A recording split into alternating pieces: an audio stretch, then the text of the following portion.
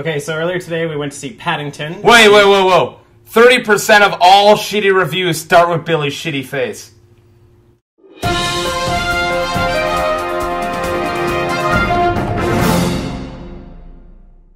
Hello, the internet! Welcome to Unprofessional Movie Reviews. Where we unprofessionally review movies. We're doing 2 movies in one day. It was my first day off in quite a while. So we're rocking out one movie, coming here reviewing it, drinking some beer. Science fiction, double feature. It's Rocky Horror. Yeah, I know, Rocky Horror. No, I get it. Rocky Horrors. That was, nothing. And then we're going to do another one tonight that I am least excited about, but we'll get to that later. One that we are doing right now, well, you already know what it is because you clicked it. It's for the movie Paddington! And this was actually a request by a viewer. It was a request. Exciting. First request. Yeah. Request from a viewer. Actually, it's a second. Somebody wanted American Sniper first. Oh. But that's what we're doing tonight. Anyways, this is the way this works. Oh, before we get started, I always forget and then I remember. Before we get started, click like. It's just a little button. Click like. Also, comment. We've now had one commenter, and they corrected me on something. That was me. Yeah, that was you. That was me. We haven't had any commenters because I was the second commenter after that. Yeah. So we haven't had any commenters yet. So go ahead and comment. I don't give a shit. Like us and comment on Facebook. Like and comment. Oh yeah, find YouTube. us on Facebook. Unprofessional Movie Reviews. Now we got it. Okay, moving on. The way that this works, we talk about the positives. I'll go or Hugh goes, it doesn't matter. And then we'll go to negatives, and then we'll give it a score 0 to 10. A tailored review for each movie. Tailored review for each movie. Tailored rating. This guy's trying to act more professional. He didn't read the memo. I didn't send out the memo. I duct taped it to a pigeon. Anyways, unprofessional. No one's going to get that joke. Okay. I want to jump right in. Go ahead. I haven't stopped talking yet, and I don't want to. You're good. Okay. This movie fucking rocked. I love this movie. This movie's fucking hilarious. And this proves, a lot of smart movie reviewers have said this before, now I'm going to steal it from them. It proves that you can make a good movie from nothing. You don't need good source material to make a good movie. Look at the shitty fucking Spider-Man films. That's some of the best source material out there, and we get Amazing Spider-Man 2. Makes me want to sodomize myself with a fucking anvil. That's how bad that movie is. And then we get Paddington Bear. A shit source material. This movie is adorable. How long is the source material? It's like less than 20 pages, I think. Is it only one book? I don't know. I'm not British. So I didn't grow up. I don't know many people. Okay. Is it not British? It's British, but it's big in America too. It's from my knowledge, it's obviously a children's book, but I'm pretty sure it's one of those children's books that's really short. So I haven't read it, but I know it's like less than 20 pages. Probably it's doesn't. A short story, it probably goes. But really it obviously, far from the source you say material. it's bad source material because it didn't permeate your culture. It's not a huge source material. Right. And if I'm like, I'm going to make a big movie about Paddington Bear, you're going to be like, the bear with the red hat who likes marmalade? Good luck with that, bro. But that's all you need. Right. They made a good movie off of Talking Bear, Red Hat, loves marmalade. They rocked it out. What you need for a good movie is a good story. You don't need good source material. You can make a fucking movie out of, I don't know, the talking beer. It doesn't matter. If you write a good script and you get the right actors, not even the most famous actors, just the right actors, you can make the Talking Beer a good movie. No. And they made the Talking, I didn't do this on purpose, but they made the Talking Bear a great movie. This movie's charming. It is hilarious. I smiled the whole way through. If you have kids, bring them to this movie. We had to move seats because of talking kids. I'm not going to get mad like I did at the last movie. That was Selma. This is the audience. We're the assholes trying to watch a movie, a children's movie, not to pay, not to talk through it. We're there to watch it like some pricks. But no, this kid kept kicking me in the back of the head, and we had to move. But anyways, take your kids to go see this movie. It is probably one of my favorite children's movie I watched. It looked like it's going to be like a Stuart Little throwaway, and it hit on all levels. Yep. This movie is relentlessly cute. I love the CGI involved in it. The photorealistic fur on all of the talking animals, brilliant. Almost apes good. Oh yeah. It's really just amazing CGI work. Some relative unknown talents to my knowledge. British actors. What's the name of the woman who played the mom? I don't know. Oh, man. Give me 2 seconds. You looked her up a second ago, and she was great. She reminded me a lot of Charlotte Gainsbourg, who I will talk to the ends of the earth and back as being the best actress ever. She's absolutely my favorite. Never mind, I got rid of it already. Okay, but anyway, she's in it.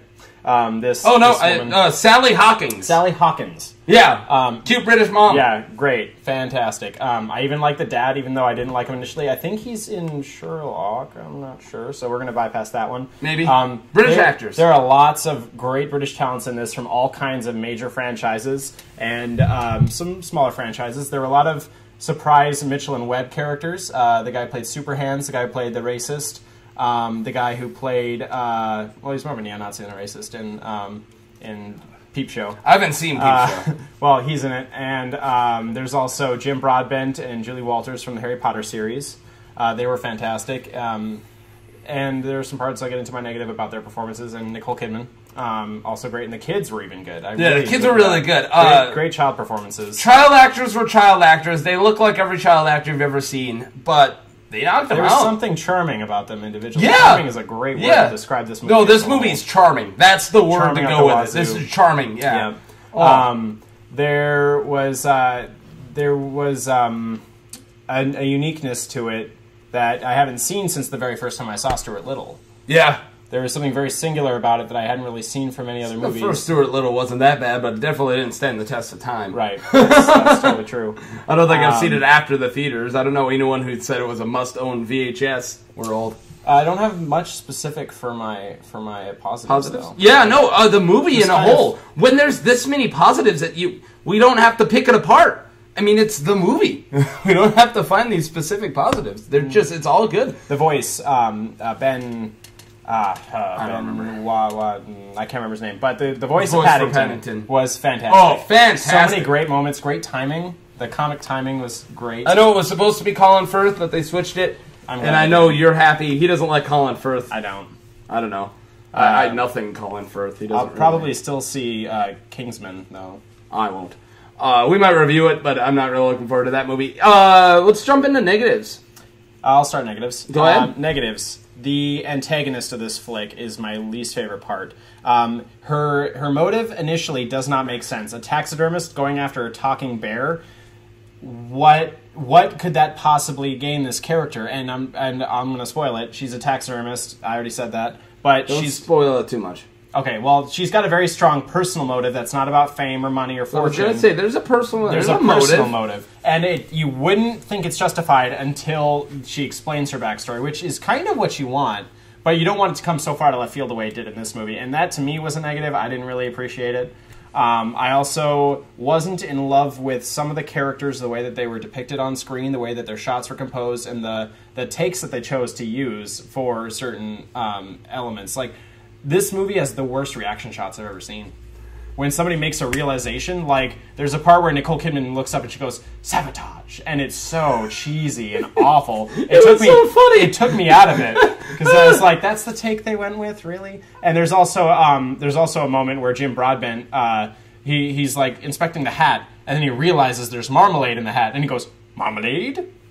And he doesn't exactly like that. I think that's what made it so cute. It was cheesy. Wasn't these really? Oh, it was so cheesy acting done well. I still got positives. No, the cheesy acting was fine. It was the way that the shot was composed, the length of the shot, and the take they chose to use. Everybody gets a bad take, but they don't have to use a bad take. You're nitpicking now. No, I'm gonna nitpick too. It was that bad to me, though. I got one more positive before I go into this negative. I'm gonna say it was. The tone of this movie is a positive, and it's kind of ridiculous. Ridiculous shit goes on, but I have to say that before I say my negative. There's a lot of ridiculous stuff that's really funny. Like, you can see it in one of the trailers. He can't figure out the bathroom. You know, it's his first time in a bathroom. So he floods the entire bathroom, and he's like having this fight with the shower head like it's a snake. And then he has it tied in a knot, like that's how he defeated it, which was hilarious.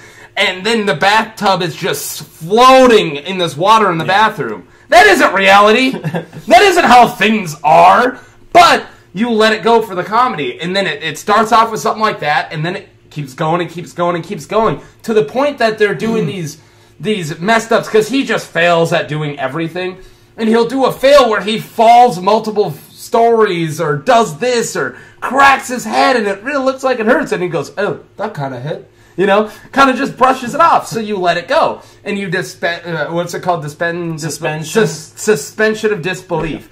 And that was good until they actually wanted you to feel scared. It was a different character. I'm not going to get into it because it's at the end. I don't want to spoil. But one of the characters gets in a dangerous situation, and I'm not going to feel the danger. Because I saw Paddington just get hit by cars and do all this stuff and just shakes it off, and it's funny. This guy can't get hurt. You already showed me that physics don't apply in this world. And it makes us worry less about the human characters when they're in danger. And that was it. And now another negative, we can't figure out the setting. There's modern shit, and then there's not modern shit. Some scenes, and then they're using gaps. There's weird time gaps. That was another one where there's a moment where somebody's doing a Mission Impossible like stunt on this wall, and he's about to go in, and then it goes in through this window, and it's like really suspenseful, and then it cuts away to somebody. I'm not gonna say what it is, but all right, I'll say this: somebody's drinking a shit ton of rum. And then it flips back, and the guy, like, moves another... So, like, 30 seconds happen in the Mission Impossible scene. Then it flips back to the rum. 30 seconds later, one dude's passed out. There's another bottle drinking. I was like, that happened in 30 seconds? Yeah, there's another... So that's an editing error. There's another weird thing that happens that I mentioned to you already. But there's a part where Nicole Kidman puts the entire thing on lockdown, the entire building on lockdown. And then they keep going through stuff. He says the dad is doing the Mission Impossible thing. He says like, Paddington, get out, and because he's talking to him through a window, and we see everything get locked down, walls, windows, and then all of a sudden he just opens a window and lets himself in immediately after. I guess that window didn't get locked down. Just that one. He found one that was unlocked. Lucky him. So these are little things you can. I mean, it's just they're forgivable in a children's movie. They're forgivable in a children's movie, just like how. When you're in a genre, a children's movie, comedy, horror, you get a lot more forgivable than if you're doing an Oscar bait movie. As long as the comedy's funny, you can still get a 10. If the acting's shitty, it doesn't matter. That's not why we're here. As long as the horror is scary, you're fine. The acting doesn't need to be good. The direction doesn't need to be good. As long as it gets you, you're fine. Children, this is what a children's movie should do. Entertain us. We're technically adults, legally speaking. Entertain adults, entertain kids, and, you know, keep us happy, keep us entertained. So this movie, it passed. It surpassed what I thought. The trailer is now the other negative. Isn't even for the movie. It's for the marketing. Whoever made that trailer had their head up their ass. The shitty trailer, they didn't even have all the good special effects yet. Paddington looks really bad in the trailer. Yeah. No one really knew this movie. I'm telling everyone, I'm going to go review Paddington. Like, 2 people were like, what? And then one person on Facebook's like, yeah, do that. But besides that, the marketing wasn't very good, and that's why it opened up 3rd or 4th place behind all these other movies this weekend when a children's movie usually dominates at the box office. Yeah. And American Sniper dominated. The marketing for Paddington was really run-of-the-mill. There wasn't anything special or interesting about the trailer. Sort of like that... it definitely is a surprise that it's good, and that should be a surprise. movie that's coming out. Magic. Something Magic. Something Magic. Yeah, there's Strange Magic, I think? Yeah, Strange Magic, that's it. There's a trailer coming out for a movie that has a very similar trailer to Paddington in the way it comes out in a week. They're very unremarkable trailers. No one knows shit. Yeah, no, I don't have any idea what's going on in that Strange Magic. It shows you a lot. They speak a lot of words. I have no desire to see it because of such the trailer makes it look so run-of-the-mill. But anyways, no thought or effort. We're going on a tangent about Strange Magic. We can cut this review much longer than we originally wanted to do reviews, but we've been going to like 17 minutes, so unless you have any more, we can call it good. Let's do our ratings. Great movie.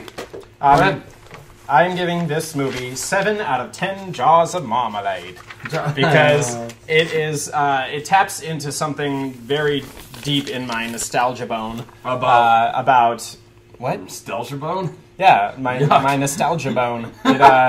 It found a place in my inner child and resonated with it pretty strongly. I would think that if I was, 7 or 8 years old, this movie would have been high up on my list of movies I would want for Christmas on VHS tape. This is gonna... My nephews are gonna be talking about this movie like they talk about Wreck-It Ralph. How they, years after, they still want to watch it every day. I think this has that potential. Yep. That it's gonna really hit a funny bone with kids, and they're gonna love it. Nostalgia bone. I like it. Coin it. Write it down. Nostalgia bone, TM. He did Jars of Marmalade. I did 8 out of 10 rum bottles. Tots. Rum tots? Yeah, that's what you call it. We get to see somebody get blasted off rum, and it's hilarious. And then it saves the day. Spoiler.